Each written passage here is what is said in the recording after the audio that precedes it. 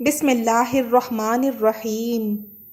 بیت المقدس ایک قدیمی اور تاریخی شہر ہے جو کبھی شامات کا حصہ تھا۔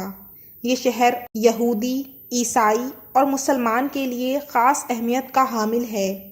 اہل یہود کے عقیدے کے مطابق یہاں ہیکل سلیمانی ہے جسے حضرت داؤد علیہ السلام اور حضرت سلیمان علیہ السلام کے عہد بادشاہت میں تعمیر کیا گیا تھا۔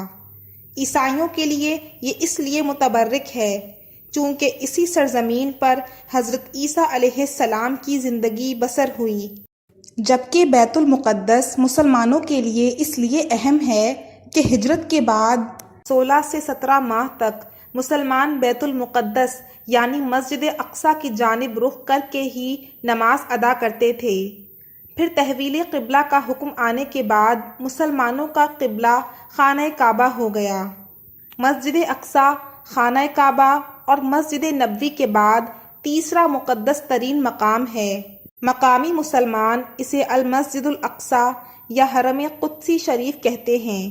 یہ مشرقی یروشلم میں واقع ہے جس پر اسرائیل کا قبضہ ہے۔ یہ یروشلم کی سب سے بڑی مسجد ہے جس میں 5000 نمازیوں کی گنجائش ہے، جبکہ مسجد کے صحن میں بھی ہزاروں افراد نماز ادا کر سکتے ہیں۔ نبی کریم صلی اللہ علیہ وآلہ وسلم سفر معراج کے دوران مسجد حرم سے یہاں پہنچے تھے اور بیت المقدس میں تمام انبیاء کی نماز کی امامت کرنے کے بعد براق کے ذریعے 7 آسمانوں کے سفر پر روانہ ہوئے۔ قرآن مجید کی سورۃ الاسراء میں اللہ تعالیٰ نے اس مسجد کا ذکر ان الفاظ میں کیا ہے: پاک ہے وہ ذات جو اپنے بندے کو رات ہی رات میں مسجد حرام سے مسجد اقصیٰ لے گئی، جس کے آس پاس ہم نے برکت دے رکھی ہے، اس لیے کہ ہم اسے اپنی قدرت کے بعض نمونے دکھائیں۔ یقیناً اللہ تعالیٰ ہی خوب سننے والا اور دیکھنے والا ہے۔ احادیث کے مطابق دنیا میں صرف 3 مسجدوں کی جانب سفر کرنا باعث برکت ہے، جن میں مسجد حرام، مسجد اقصیٰ اور مسجد نبوی شامل ہیں۔ حضرت عمر فاروق رضی اللہ تعالی عنہ کے دور میں مسلمانوں نے بیت المقدس کو فتح کیا تو حضرت عمر فاروق رضی اللہ تعالی عنہ نے شہر سے روانگی کے وقت صخرہ اور براق باندھنے کی جگہ کے قریب مسجد تعمیر کرنے کا حکم دیا، جہاں انہوں نے اپنے ہمراہیوں سمیت نماز ادا کی تھی۔ یہی مسجد بعد میں مسجد اقصیٰ کہلائی، کیونکہ قرآن مجید کی سورہ بنی اسرائیل کے آغاز میں اس مقام کو مسجد اقصیٰ کہا گیا ہے۔ اس دور میں بہت سے صحابہ نے تبلیغ اسلام اور اشاعت دین کی خاطر بیت المقدس میں اقامت اختیار کی۔ خلیفہ عبد الملک بن مروان نے مسجد اقصیٰ کی تعمیر شروع کرائی اور خلیفہ ولید بن عبد الملک نے اس کی تعمیر مکمل کی اور اس کی تزئین و آرائش کی۔ عباسی خلیفہ ابو جعفر منصور نے بھی اس مسجد کی مرمت کرائی۔ پہلی صلیبی جنگ کے بعد جب عیسائیوں کا بیت المقدس پر قبضہ ہو گیا تو انہوں نے مسجد اقصیٰ میں بہت رد و بدل کیا۔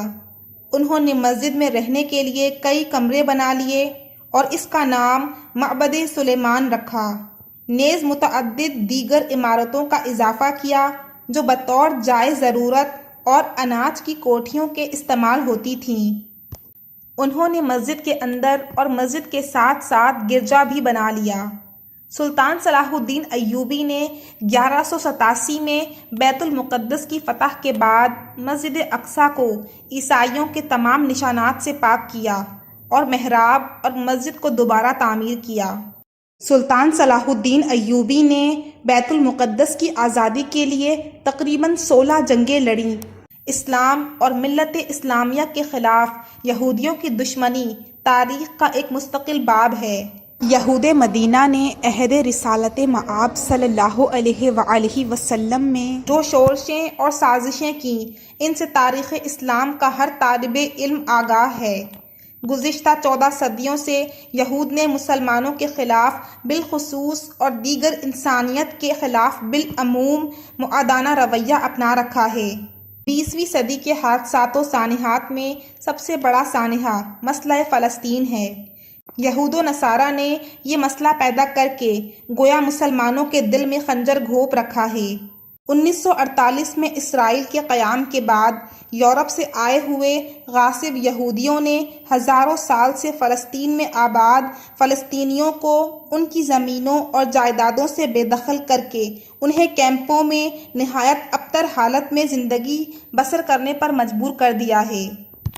21 اگست 1969 کو ایک آسٹریلوی یہودی ڈینس مائیکل روہان نے مسجد اقصی کو آگ لگا دی، جس سے مسجد اقصی 3 گھنٹے تک آگ کی لپیٹ میں رہی اور جنوب مشرقی جانب عین قبلے کی طرف کا بڑا حصہ گر پڑا۔ محراب میں موجود منبر بھی نذر آتش ہو گیا، جسے سلطان صلاح الدین ایوبی نے فتح بیت المقدس کے بعد نصب کیا تھا۔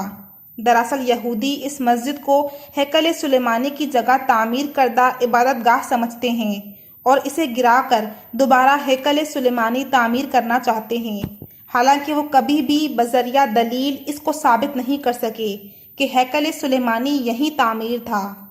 گزشتہ نصف صدی سے زائد عرصے کے دوران اسرائیلی یہودیوں کی جارحانہ کارروائیوں اور جنگوں میں ہزاروں لاکھوں فلسطینی مسلمان شہید، زخمی یا بے گھر ہو چکے ہیں اور لاکھوں افراد مقبوضہ فلسطین کے اندر یا آس پاس کے ملکوں میں کیمپوں کے اندر قابل رحمت حالت میں زندگی بسر کر رہے ہیں، اور اقوام متحدہ اور اس کے کرتا دھرتا امریکہ اور یورپ کے ممالک یہودیوں کے سرپرست اور پشتیبان بنے ہوئے ہیں۔